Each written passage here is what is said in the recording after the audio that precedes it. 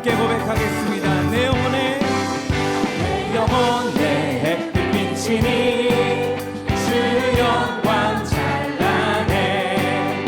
이 세상 어떤 빛보다 이 빛 더 빛나네. 주의 영광 빛난 광채 내게 비춰 주시옵소서. 그 밝은 얼굴 배울 때 나의 영혼 기쁘다. 내 영혼에 노래 있으니 주 찬양합니다. 주 귀를 기울이시사 다 듣고 계시네. 주의 영광 빛난 광채 내게 비춰 주시옵소서. 그 밝은 얼굴 배울 때 나의 영혼 기쁘다. 내 영혼에 봄날 되어서 주님 주 함께 하실 때 그 평강 내게 깃들고 주 은혜 꽃피네. 아멘. 주의 영광 빛난 광채 내게 비춰 주시옵소서. 그 밝은 얼굴 배울 때 나의 영혼 기쁘다. 내 영혼에 기락이 있고 그 소망 넘치네. 주 예수 복을 주시고 또 내어주시네. 아멘. 주의 영광 빛난 광채 내게 비춰 주시옵소서. 그 밝은 얼굴 배울 때 나의 영혼 한 번 더 믿음으로 주의 영광 주의 영광 빛난 광채 내게 비춰 주시옵소서.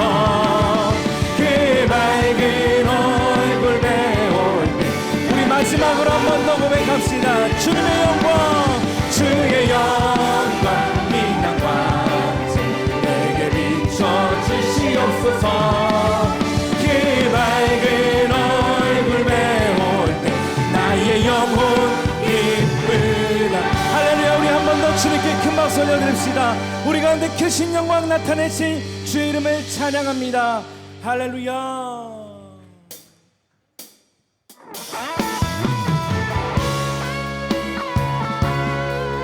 여기까지 우리를 인도하신 에베네셀의 하나님을 찬양합니다. 우리 믿음의 고백을 주님 앞에 올려드립시다. 감사하신 하나님, 감사하신 하나님, 에베네셀 하나님, 살아계신 하나님, 에베네셀 하나님, 여기까지 인도하셨네.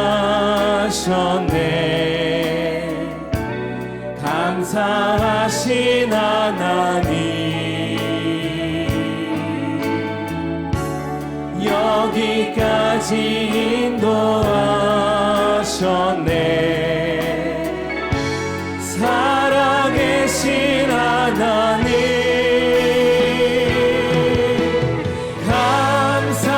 감사하신 하나님,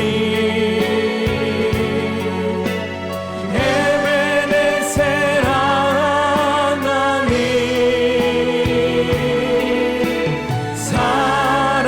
살아계신 하나님, 에베네셀 하나님.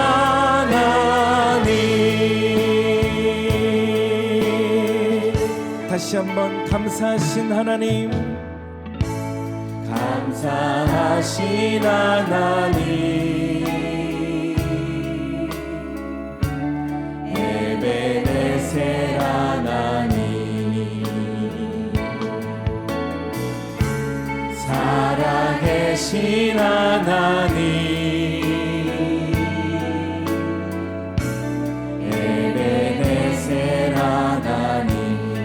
때 장래에도 인도하시리. 장래에도 인도하시리. 감사하신 하나님. 장래에도 인도하시니 살아계신 하나님. 아멘. 감사하신 하나님. 에베네셀 하나님.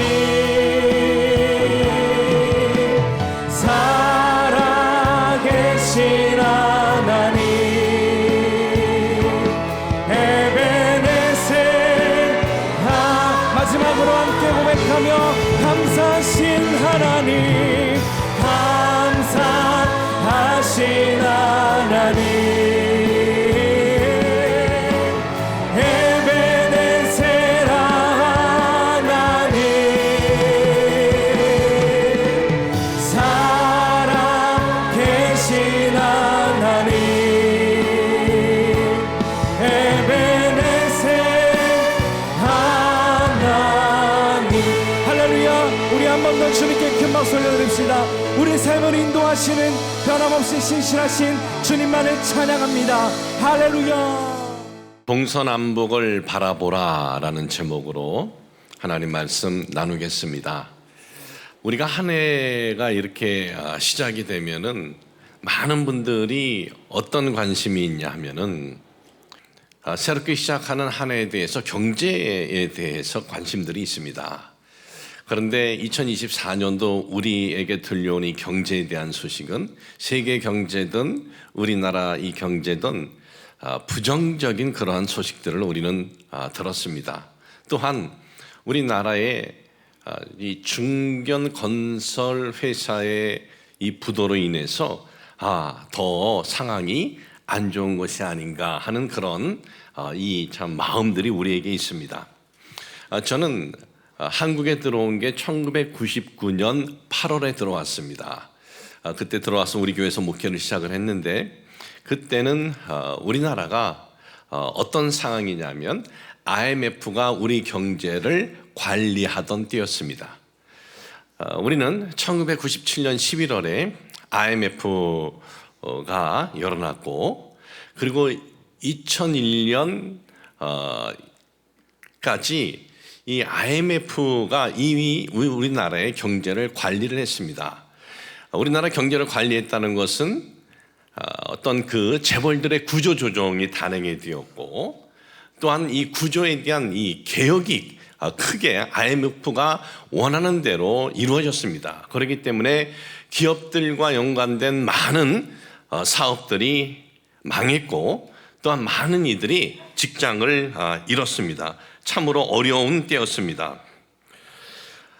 참 힘든 시기였는데 제가 오늘 드리고 싶은 말씀은 뭐냐 하면 그러면 IMF가 관리가 끝난 후에 우리 경제에 대한 소식은 우리에게 긍정적인 소식이었느냐 이겁니다. 근데 그렇지 않다는 것입니다. 저는 1999년도 우리 교회에 와서 그의 송구영신 예배를 드리고 지금 오늘까지 25년째 송구영신 예배를 드립니다. 그런데 매년 우리가 이 송구영신 예배를 드리면서 우리의 새로운 한 해에 대한 경제에 대한 소식을 들었을 때 우리 정부는 경제가 희망이 있다, 소망이 있다 뭐 그런 발표는 한 번도 들어보지 못했습니다. 올해도 마찬가지입니다. 이것이 우리의 현실입니다. 이 근세기에 들어서 최고의 경제 위기는 언제 있었냐 하면 1930년에 미국을 중심으로 전 세계의 경제 위기가 있었습니다. 그때는 얼마나 이 경제 위기가 컸냐 하면은 미국의 그 주식들이 다 그냥 종이 조각, 휴지 조각이 되어지는 아마 그러한 경제 위기가 있었고 사람들이 먹고 사는 것에 대해서 앞으로 걱정해야 하는 그러한 경제 위기가 있었습니다. 바로 이 경제 공황 때였는데 1930년 이 겨울에 뉴욕에서 회의가 있었고, 그리고 뉴욕에서 회의가 끝난 다음에 뉴욕시에서 큰 행사가 있었습니다. 그 행사에 많은 이들이 연설을 했습니다. 그런데 모든 이들의 연설은 하나같이 다 부정적인 연설이었습니다. 우리는 지금 암흑기에 있습니다. 우리는 지금 비전이 보이지 않습니다. 우린 지금 힘든 상황입니다. 모든 그 연설가들이 하나같이 어렵고 힘든 그 터널 속에 우리가 지나가고 있다, 그러한 연설들을 했습니다. 그 중에 한 명의 연설자가 올라갔습니다. 그 연설가는 누구냐 하면 드와이트 모로라는 사람인데, 이 사람은 미국의 대표적인 은행가였습니다. 그 앞서서 연설했던 모든 사람들은 있는 상황 그대로 현 시점의 어려움과 좌절과 그리고 힘든 것들만 연설했지만은, 이 드와이트 몰로는 그 연설하는 강대상에 단상에 올라와서 그는 단 한마디, 천천히 조용히 다음과 같은 한마디를 했습니다. 그것이 뭐냐면, 희망은 역사보다 위대합니다 그랬어요. 희망은 역사보다 위대합니다. 앞서서 많은 연사들은 지금 세계 역사상, 미국 역사상 가장 희망이 없는 시기라 그렇게 말했습니다. 그런데 모로는 희망은 역사보다 위대합니다 그랬습니다. 지금 우리가 역사상 가장 힘든 시기에 있는 거 맞습니다. 우린 지금 힘든 터널을 지나가고 있는 거 맞습니다. 그러나 우리가 이런 힘든 시기에, 힘든 역사의 한가운데 있다 하더라도 우리가 희망을 가지면 그 희망은 힘든 역사, 힘든 시기를 이길 수 있다라고 외쳤던 것입니다. 그리고 희망은 역사보다 위대하다고 했던 그의 말 이후에 경제 대공황을 딛고 일어서게 되었던 것입니다. 여러분, 오늘도 우리는 같습니다. 우리가 힘든 지금 역사를 우리가 걷고 있다, 힘든 위기의 시기를 우리가 걷고 있다 할지라도 우리의 이 가슴에, 우리의 마음에 희망이 있다면 그 힘든 역사, 힘든 시기를 우리가 지나갈 수 있고, 그리고 우리가 그 힘든 시기를 이겨낼 수 있다라는 것을 잊지 마시길 주님의 이름으로 축복을 합니다. 저는 이번에 역사보다 위대한 희망, 저걸 보면서, 또 저 그림을 보면서 굉장히 감동이 되었습니다. 저 그림은 제가 선정한 것이 아닙니다. 참 이 터널, 어두운 터널이지만 저 끝에 빛이 보이는 거예요. 그럴 때 저 터널을 우리가 지나면서 그 터널의 어두움을 우리가 어떻게 해요? 지나갈 수가 있는 거예요. 왜? 저 끝에 빛이 있으니까. 빛을 보고 달려가는 겁니다. 도대체 저 그림을 누가 이렇게 선택을 했느냐? 제가 찾아봤습니다. 저희 집사람이 한 걸 나중에 알고 수고했다 그러고 내가 내일 맛있는 거 사준다고 했는데, 여러분, 우린 지금 2024년 어려운 시기가 될 것이다 라는 소리를 우린 지금 들어요. 자, 그러면 저는 오늘 이런 질문을 우리 스스로 한번 해봤으면 좋겠습니다. 이 민족이 어렵지 않은 시기가 언제 있었는가? 그거예요. 이 민족의 역사, 5,000년 역사라고 하는데 어렵지 않은 시기가 언제 있었는가? 우리 경제는요, 1988년 올림픽 이후에 급속한 성장으로 말미암아 경제 호황 속에서 지난 이 민족이 걸어왔던 어려움, 그것을 잊어버린 것 같아요. 여러분, 우리나라의 역사는 어떻습니까? 반만년 역사, 5,000년 역사라고 하지만 지금으로부터 한 100여 년 전만 해도 이 민족의 역사는 왕조 역사였어요. 그러면 왕조 역사를 우리가 보면은 우리는 뭘 내세웁니까? 우리는 다른 나라를 한 번도 우리는 침략해 본 적이 없다, 이걸 내세워요. 우리는 당하기만 했지 우리는 침략해 본 적이 없다. 그런데 우리는요, 침략할 힘도 없었어요. 우린 그저 이 민족의 안녕을 위해서 나라 지키기만 급급은 했지 남의 나라는 우리가 침략할 수 있는 힘이 있었던 것이 아닙니다. 그래서 왕조 시대에 누가 성군이고 왕조 시대에 모든 백성들이 태평 세월이라 하는 것은 단순하게 두 가지였어요.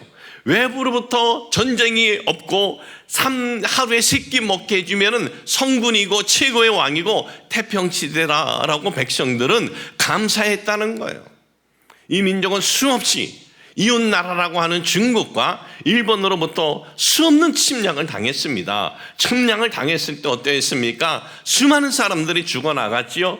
여인들은 그 침략자들한테 짓밟혔고, 그리고 수많은 사람들이 포로로 노예로 끌려가는 아픔의 그러한 민족이었습니다. 이것이 이 민족의 왕조 역사예요. 그 다음에 왕조 역사가 끝나면서 어떤 일이 일어났습니까? 이 민족이 일본에 나라를 빼앗기고 나라 없는 민족으로 살았습니다. 일본 강점기 이후에 또 뭐가 있었습니까? 일본 강점기 이후에 이 민족에게는 전쟁이 있었어요. 전쟁 3년이 넘도록 있었던 이 전쟁은 전 국토가 폐허가 되었죠. 그리고 이 코리아라는 나라는 전 세계에서 가장 못 사는 비참한 민족이 되고 말았습니다. 그리고 남과 북은 분단된 그러한 민족이 되고 말았습니다. 전 세계에서 가장 못 사는 나라가 되었고, 그리고 우리 민족은 자원이 나는 것이 아무것도 없다는 거예요. 세상에 이렇게 자원이 없는 그러한 땅덩어리도 드물 거예요. 자원이 아무것도 없어요. 그런데도 이 민족은 어땠습니까? 우리는 자원이 없어, 그러니 우리는 뭘 해도 안 돼 하고 낙심하고 절망하고 포기하는 것이 아니었다라는 것입니다. 희망을 갖고 열심히 우리는 살아야 된다 하면서 여인들은요, 머리카락을 잘랐습니다. 그 머리카락을 잘라가지고 그걸 가지고 가발을 만들어서 수출했어요. 그리고 남자들, 청년들은 어떻게 했습니까? 월남이 전쟁이 일어났을 때 몸으로 떼었습니다. 달러 원조를 준다 하니까 가 전쟁터에 가서 몸으로 나라를 위해서 몸으로 떼었어요. 자신도 얼마의 돈을 벌지만은 그 전쟁에 참여하면은 이 민족에게 달러를 그걸 원조해 준다니까. 그뿐만 아닙니다. 저 독일에는 간호사들이 가서 뭘 했습니까? 시체 닦는 일을 하느라 간호사로 가지요. 또 탄광에 가서 그 탄광의 수백 미터 그 땅 밑에서 그 고생들을 했습니다. 자원이 없는 우리 민족은요, 자원이 없다고 주저앉아 있었던 것이 아니라 몸을 던지면서 나아갔습니다. 포기하지 않고 희망을 갖고 악착같이 지금까지 살아왔기 때문에 지금은 전 세계에 반도체 최강국이 되었고, 조선업도 배도 만드는 것도 최고의 강국이 되어서 수많은 것들을 수출을 하고 전 세계에서 우리 제품을 인정하고 신뢰하게 되었습니다. 우리의 제품들이 신뢰하고 인정을 받자 그 다음에 어떤 일이 일어났습니까? 전 세계가 뭘 가지고 지금 열광합니까? 우리 민족의 노래를 가지고 열광을 해요. K-팝. 이거 상상이 됩니까? 한국어로 된 노래를 가지고 전 세계가 열광한다. 여러분, 이 일들이 하루아침에 된 거 아닙니다. 자원도 없는 아무것도 없는 나라지만은 그럼에도 이 민족은 소망을 가지고 희망을 가지고 달려왔기 때문에 오늘의 대한민국이 있게 된 것입니다. 이렇게 어려운 가운데 희망을 갖고 달려온 우리의 그 선배분들, 우리의 아버지, 어머니, 할아버지 정말 건강하게 오래오래 사셔가지고 우리들에게 그 희망의 에너지를 계속해서 전해줘야 된다고 저는 생각이 됩니다. 자, 과거에 비하면요, 지금의 위기는 위기도 아닙니다. 과거에 비하면. 그러므로 여러분, 2024년 들려오는 소리가 부정적이라 할지라도 우리는 희망을 갖고 출발할 수가 있어요. 희망을 갖고 출발하시길 축복을 합니다. 오늘 여러분들에게 봉독해드린 본문 말씀에 보면은 하나님께서 아브라함에게 동서남북을 바라보라, 그리고 네가 보는 땅이 다 너의 자손의 땅이 될 것이다 라고 말씀하셨어요. 이 말씀은 하나님께서 언제 주셨습니까? 아브라함이 조카 롯하고 헤어지고 난 다음에 준 말씀이에요. 아브라함은 이제 조카 롯하고 헤어져야만 했습니다. 왜? 너무나 자산이 많이 늘어나니까 서로 이 자산을 가지고 싸우는 거예요, 목자들끼리. 그래서 이제 더 이상 같이 있을 수 없을 정도로 큰 부를 서로 이루었습니다. 각자의 길을 이제 가야만 했습니다. 그런데 이 각자의 길을 가는데 아브라함은 먼저 선택권을 조카에게 주었습니다. 롯에게 선택권을 먼저 준 아브라함은 어느 지역이 좋은 지역이고 어느 지역이 비옥한 지역이고 어느 지역이 물이 많은 지역인지 몰라서 그렇게 한 것이 아니에요. 아브라함은 어떤 그 현실 상황에 딱 부딪혔을 때 그 현실 상황에서 잘 이것을 그는 헤쳐나가는 지혜가 있는 사람입니다. 그래서 아브라함이 하나님께서 가라고 한 가나안 땅에 왔더니 기근을 만났습니다. 어디로 갔습니까? 이집트로 내려갔습니다. 이집트에 내려가면서 보니까 앞으로 펼쳐질 상황을 미리 그는 계산을 한 거예요. 자기 아내를 아내라 했다간 거기에 있는 그 강한 사람에게 그 아내를 빼앗길 확률이 높은 거예요. 자신은 죽고. 그래서 뭐라 그랬습니까? 누이라 그런 거예요. 누이라 그러니까 사람들로부터 어떻게 되었습니까? 대접을 받았어요. 사람들이 잘해주는 거예요. 이거 아무나 하는 거 아닙니다. 그만큼 아브라함은 현실 대처 능력이 탁월한 사람이에요. 그런 아브라함이 조카 롯하고 헤어질 때 그 요단들이 얼마나 좋은 땅인데 그걸 몰라서 지금 네가 먼저 선택을 해라. 네가 선택을 하고 난 다음 내가 그것을 선택을 하겠다. 아브라함이 그걸 몰라서 좋은 것인지 몰라서 그런 것이 아닙니다. 아브라함은 그렇게 한 것은 제가 오늘 이 주일 예배 때도 말씀드렸지만은 아브라함이 그 조카 롯을 지금까지 키워준 거예요. 지금까지 이끌어준 겁니다. 이 조카 롯의 아버지는 일찍 죽었어요. 아브라함은 자식이 없어요. 그러니까 자식같이 생각을 한 겁니다. 가족같이 여긴 거예요.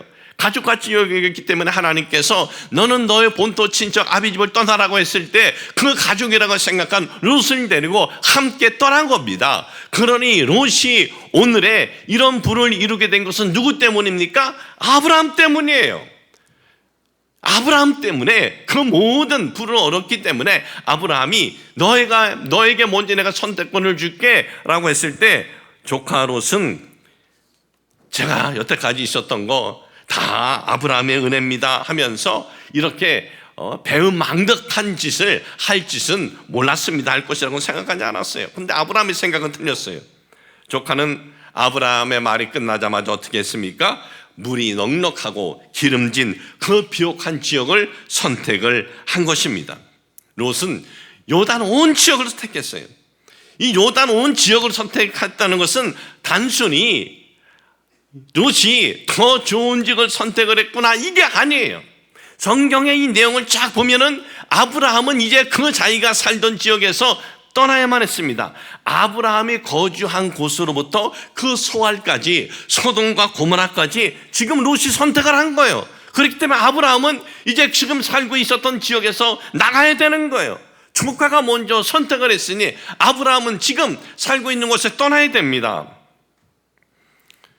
살고 있던 지역에서 떠나야 하고 그 떠나야 할 지역이 동서남북을 봐도 정말 열악한 지역이라 아브라함의 마음은 굉장히 상했습니다. 착잡했습니다. 내가 괜히 롯에게 먼저 선택권을 준 바보 같은 짓을 했구나 하면서 마음이 좋지 않았습니다. 바로 그때 하나님께서 이 찹찹한 마음이 있는 아브라함에게 하나님이 나타나세요. 그리고 하나님께서 뭐라고 말씀하십니까? 오늘 읽어드린 말씀 바로 그때 주신 거예요. 창세기 13장 14절에 보니까 롯이 아브라함을 떠난 후에 야훼께서 아브라함에게 이르시되 너는 눈을 들어 너 있는 곳에서 북쪽과 남쪽 그리고 동쪽과 서쪽을 바라보라. 롯이 좋은 지역을 선택을 하고 난 다음 아브라함이 가야 할 지역은 희망이 보이지 않는 지역이었어요. 그런데 하나님께서 동서남북을 바라보라. 바라볼 줄 몰라서 그런 거예요. 구원어 성경을 잘 찾아보면은 뭐라고 되어 있느냐? 씁쓸한 가운데 있는 아브라함에게 너는 눈을 들어서 믿음과 희망을 가지고 동쪽을 바라보고 서쪽을 바라보고 남쪽을 바라보고 북쪽을 바라보라 라고 하신 거예요. 하나님께서는 지금 이 아브라함에게 동서남북 너 보이는 것이 너에게 절망의 그 지역이 아니다라는 거예요. 그것을 믿음과 그리고 희망을 갖고 바라보라. 그러면 네가 바라보는 그 땅이 너의 자손들에게 희망의 땅이 된다라는 것입니다. 성도 여러분, 환경과 지역이 희망적이라고 해서 희망이 있는 것 아니에요. 우리가 희망을 바라보고 나아가면 그 지역이 희망의 지역이 되고 그 지역이 소망의 지역이 된다라는 것을 잊지 마시길 주님의 이름으로 축복을 합니다.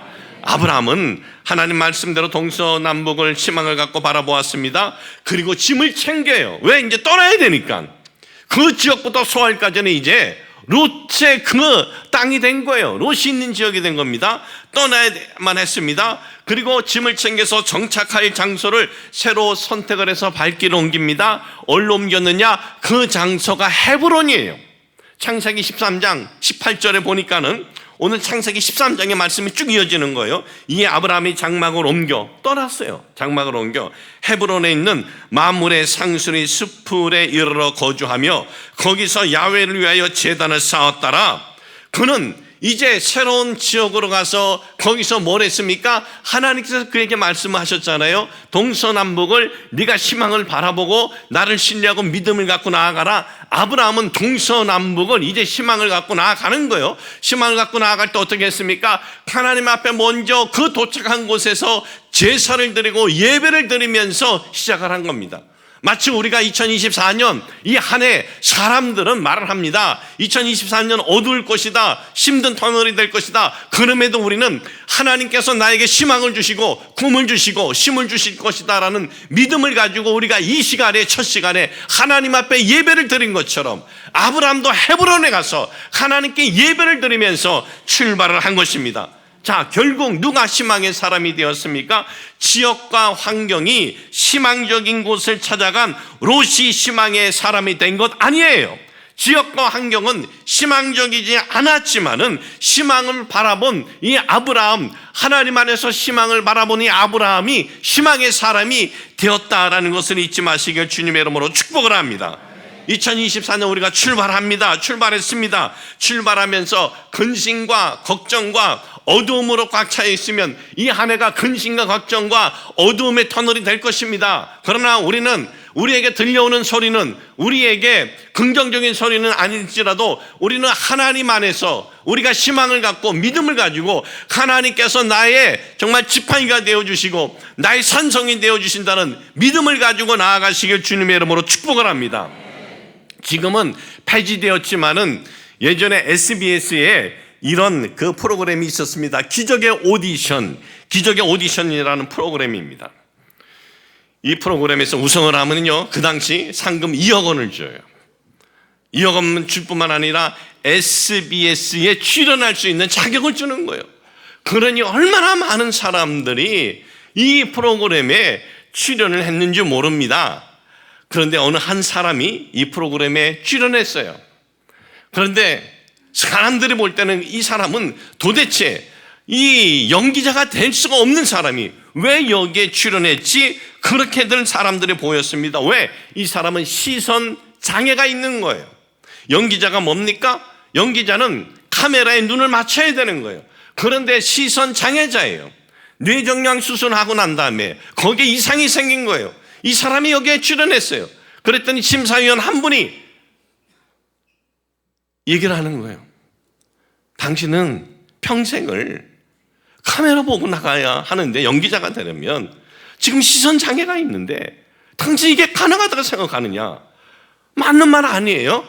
그 얘기를 심사위원 한 명에게 들었을 때 그는 눈물이 글썽였어요. 그런데 그 심사위원 말을 믿고 그만두지 않았어요. 왜? 내가 왜 여기서 그런 부분에 내가 장애가 있다고 그만두는가? 나는 끝까지 이 오디션에 나는 참가해서 끝까지 간다 하고 끝까지 갔어요. 끝까지 포기하지 않았어요. 심사위원 말 동의하지 않았습니다. 결국 22,000명이 거기에 참여했는데 이 사람이 몇 등 했는지 아세요? 1등 했어요. 22,000대 1을 뚫고 최우승이 됐어요. 시선 장애자가. 여러분, 시선 장애가 있기 때문에 연기할 수 없다고 절망하고 주저앉았다면은 기적의 오디션 우승자 될 수가 없는 거예요. 이처럼 여러분, 길은 누구에게 열리느냐? 나는 이것 때문에 안 되고 저것 때문에 안 되고 안 된다는 사람에게는 안 열려요.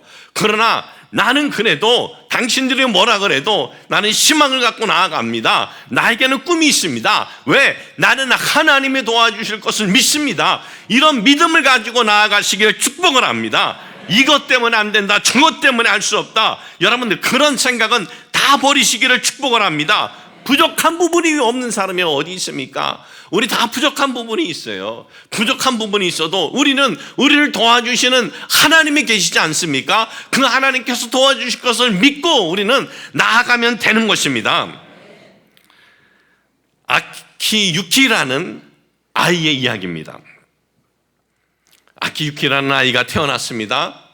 그런데 이 아이는요, 선천적인 다운 증후군이 있었고 심장 내막 결손이 있었습니다. 폐 고혈압증을 갖고 태어난 거예요.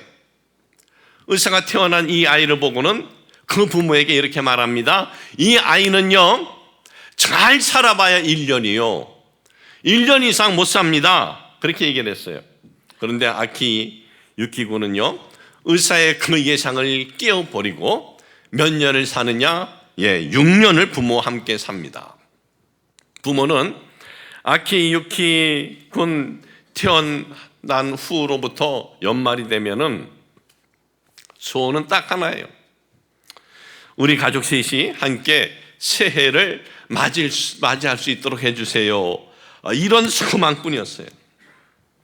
그리고 이 아이가 이제 태어난 지 6년이 되었을 때 새해가 밝았습니다. 가족은 사흘 동안, 하루 이틀 사흘 동안 같이 지낼 수 있었습니다. 그러다가 1월 3일이 되었을 때 아이의 심장이 갑자기 멈추었습니다.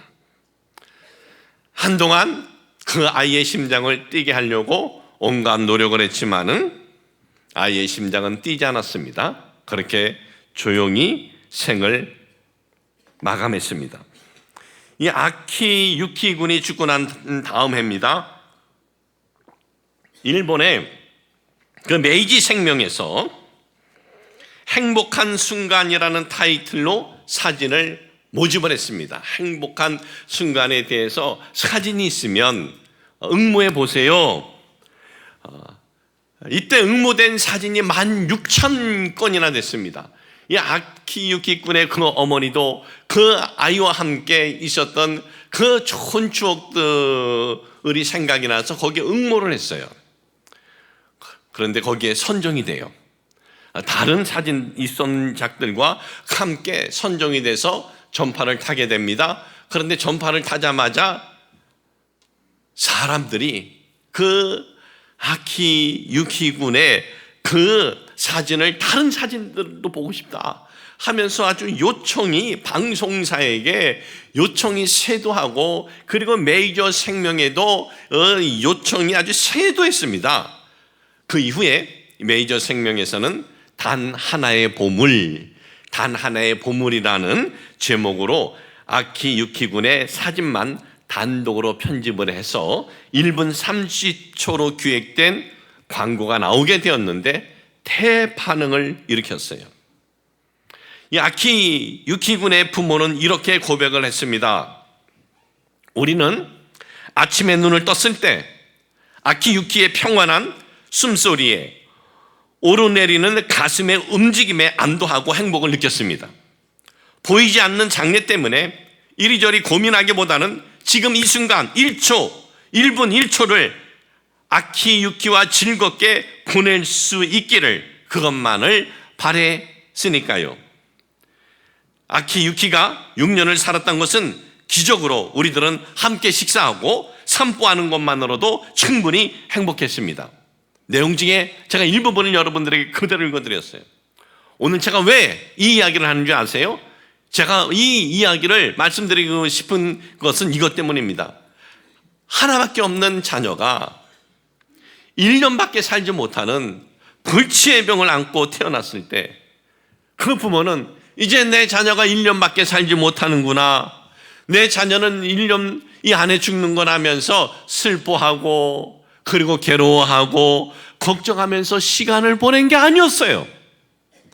미래에 대한 두려움과 절망을 하면서 시간을 보내고 있는 것이 아니라 희망을 갖고 오늘 주어진 시간을 행복하게, 오늘을 소중하게 여기면서 살았다는 거예요. 자, 그리고 보십시오.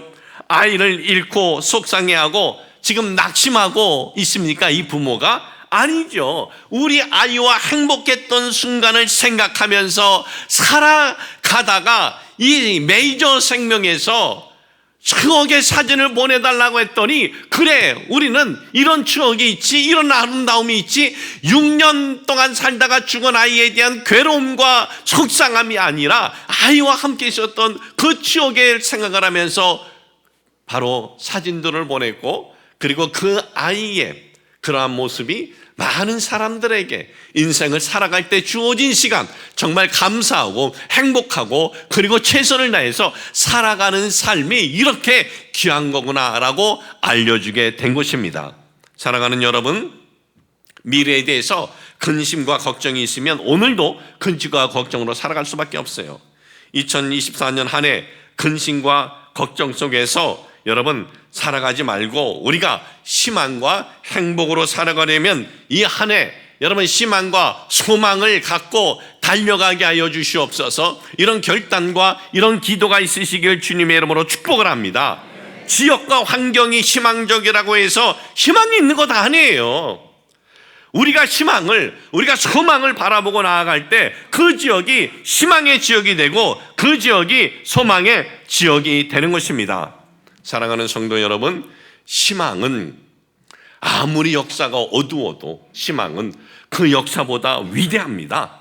아무리 힘든 시기의 역사를 할지라도 희망을 갖고 나아가면 힘든 시기의 역사를 딛고 일어설 수 있다는 것을 잊지 마시고 2024년 희망과 소망의 해로 바라봄으로써 희망의 해, 소망의 해로 이 한 해를 세우시기를 주님의 이름으로 축복을 합니다. 하나님 아버지, 2024년 우리 경제나 세계의 경제에 대한 소식은 우리에게 부정적으로 들리지만은 우리는 거기에 귀를 기울이지 않습니다. 하나님 아버지, 우리는 오늘도 소망을 가지고 희망을 가지고 무엇보다 우리를 도와주시는 우리 하나님이 계시기에 2024년 희망과 소망을 가지고 출발합니다. 꿈을 갖고 나아갑니다. 하나님이여 저희들에게 힘을 주시옵소서, 저희들에게 용기를 주시옵소서, 저희들에게 담대함을 주옵소서. 예수님의 이름으로 기도합니다. 아멘.